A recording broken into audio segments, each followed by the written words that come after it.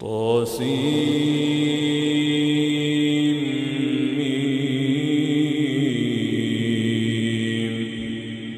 تلك آيات الكتاب المبين نتلو عليك من نبأ موسى وفرعون بالحق لقوم يؤمنون. إن فرعون علا في الأرض وجعل أهلها شيعا يستضعف طائفة منهم يذبح أبناءهم ويستحيي نساءهم إنه كان من المفسدين. ونريد أن نمن على الذين استضعفوا في الأرض ونجعلهم أئمة ونجعلهم الوارثين. ونمكن لهم في الأرض ونري فرعون وهامان وجنودهما منهم ما كانوا يحذرون. وأوحينا إلى أم موسى أن أرضعيه فإذا خفت عليه فألقيه في اليم ولا تخافي ولا تحزني إنا رادوه إليك وجاعلوه من المرسلين. فالتقطه آل فرعون ليكون لهم عدوا وحزنا إن فرعون وهامان وجنودهما كانوا خاطئين. وقالت امرأة فرعون قرة عين لي ولك لا تقتلوه عسى أن ينفعنا أو نتخذه ولدا وهم لا يشعرون. وأصبح فؤاد أم موسى فارغا إن كادت لتبدي به لولا أن ربطنا على قلبها لتكون من المؤمنين. وقالت لأخته قصيه فبصرت به عن جنب وهم لا يشعرون. وحرمنا عليه المراضع من قبل فقالت هل أدلكم على أهل بيت يكفلونه لكم وهم له ناصحون. فرددناه إلى أمه كي تقر عينها ولا تحزن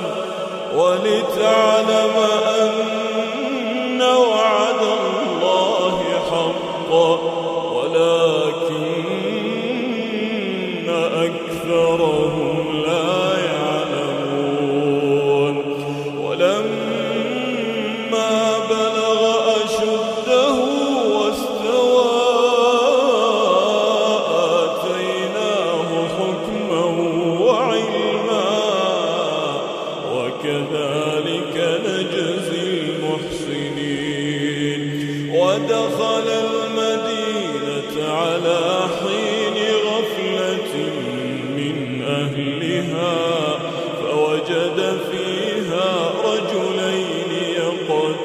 رجلان هذا من شيعته وهذا من عدوه فاستغاثه الذي من شيعته على الذي من عدوه فوكزه موسى فقضى عليه قال هذا من عمل الشيطان إنه عدو مضل مبين قال رب إني ظلمت نفسي فاغفر لي فغفر له إنه هو الغفور الرحيم قال رب بما أنعمت علي فلن أكون ظهيرا للمجرمين فأصبح في المدينة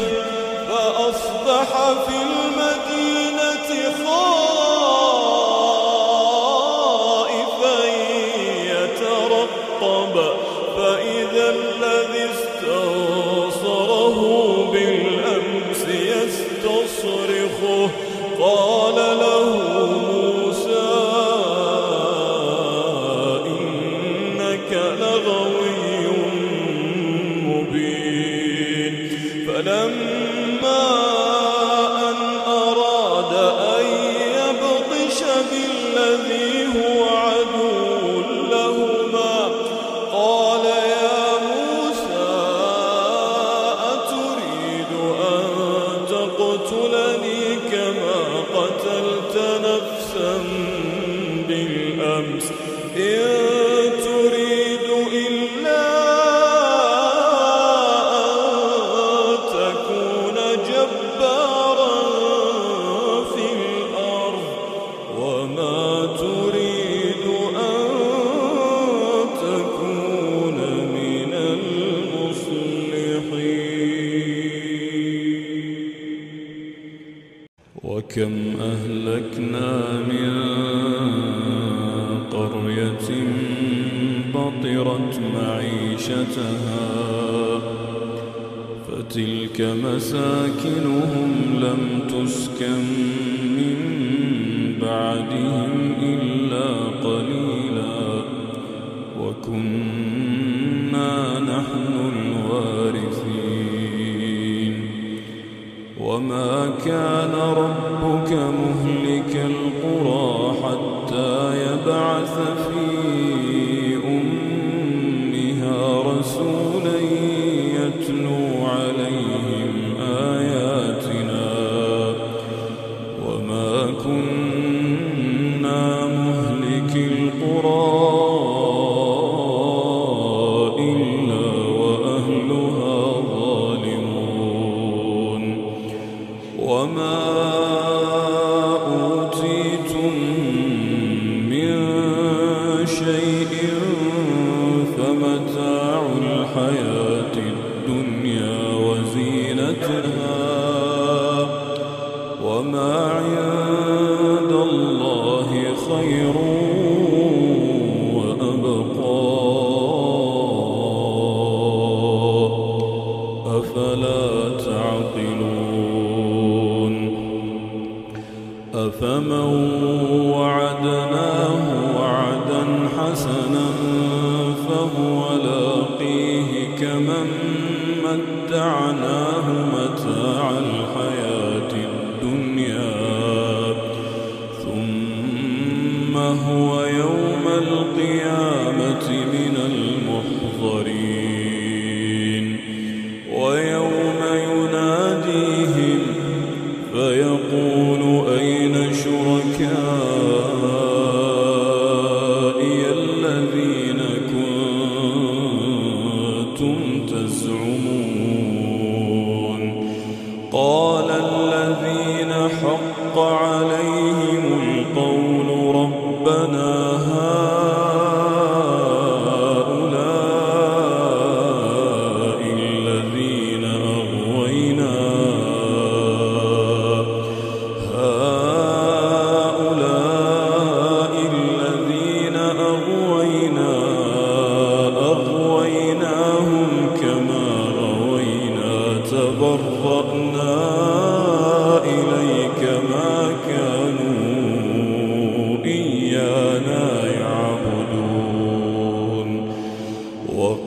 قيل ادعوا شركاءكم فدعوهم فلم يستجيبوا لهم ورأوا العذاب لو أنهم كانوا يهتدون ويوم يناديهم فيقول ماذا أجبتم المرسلين فعميت عليهم الأنباء يومئذ فهم لا يتساءلون فأما من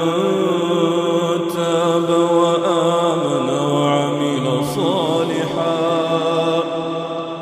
فعسى أن يكون من المفلحين وربك يخلق ما يشاء ويختار ما كان لهم الخيرة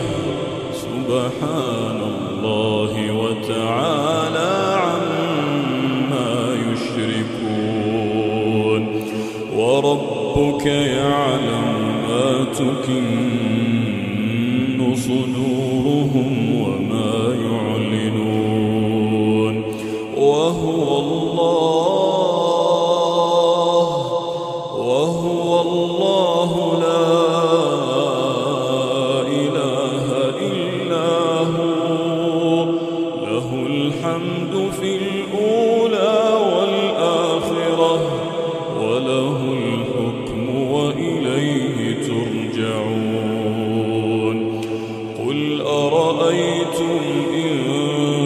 جعل الله عليكم الليل سرمدا إلى يوم القيامة من إله غير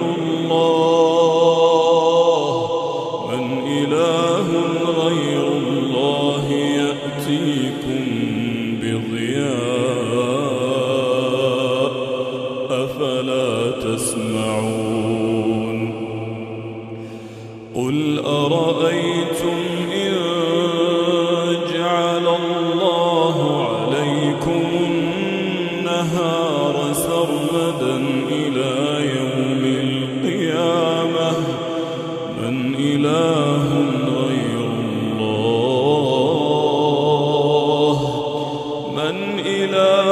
غير الله يأتيكم بليل تسكنون فيه أفلا تبصرون ومن رحمته جعل لكم الليل والنهار لتسكنوا فيه ولتبتغوا من فضله ولعلكم تشكرون ويوم يناديهم فيقول أين شركائي الذين كنتم تزعمون ونزعنا من كل أمة شهيدا فقلنا هاتوا برهانكم فعلموا أن الحق لله وضل عنهم ما كانوا يفترون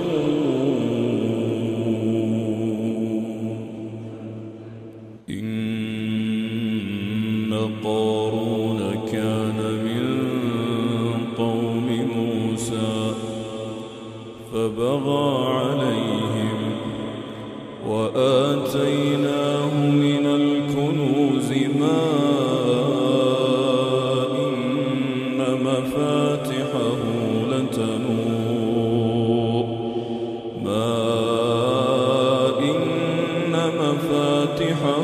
لتنوء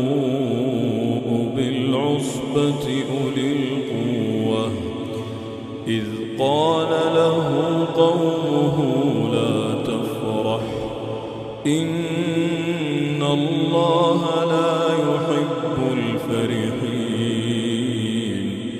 وابتغ فيما آتاك الله الدار الآخرة ولا تنس نصيبك من الدنيا وأحسن كما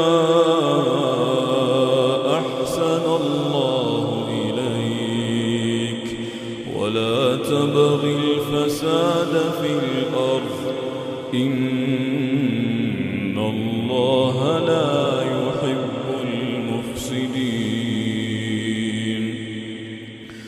قال إنما أوتيته على علم عندي أولم يعلم أن الله قد أهلك من قبله من القرون من هو أشد منه قوة وأكثر جمعا ولا يسأل عن ذنوبهم المجرمون فخرج على قومه في زينته قال الذين يريدون الحياة الدنيا يا ليت لنا مثل ما أوتي قارون إنه لذو حظ عظيم وقال الذين أوتوا العلم ويلكم ثواب الله خير لمن آمن وعمل صالحا ولا يلقاها إلا الصابرون فخسفنا به وبداره الأرض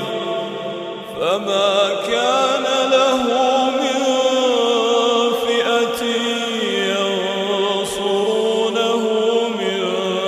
دون الله وما كان من المنتصرين وأصبح الذين تمنوا مكانه بالأمس يقولون ويك أن الله يبسط الرزق لمن يشاء من عباده ويقدر لولا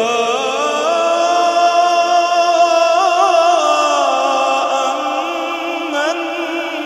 من الله علينا لخسف بنا ويكأنه لا يفلح الكافرون تلك الدار الآخرة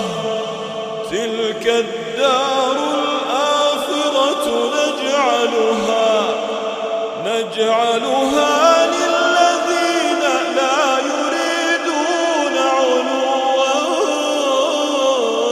في الأرض ولا فسادا والعاقبة للمتقين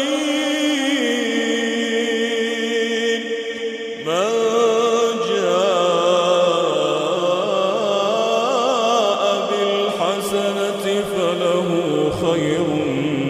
منها ومن جاء بالسيئة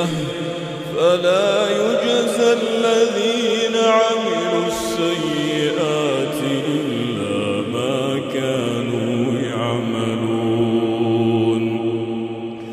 إن الذي فرض عليك القرآن لرادك إلى معاد قل ربي أعلم من جاء بالهدى ومن هو في ضلال مبين وما كنت ترجو أن يلقى إليك الكتاب إلا رحمة من ربك فلا تكونن ظهيرا للكافرين ولا يصدنك عن آيات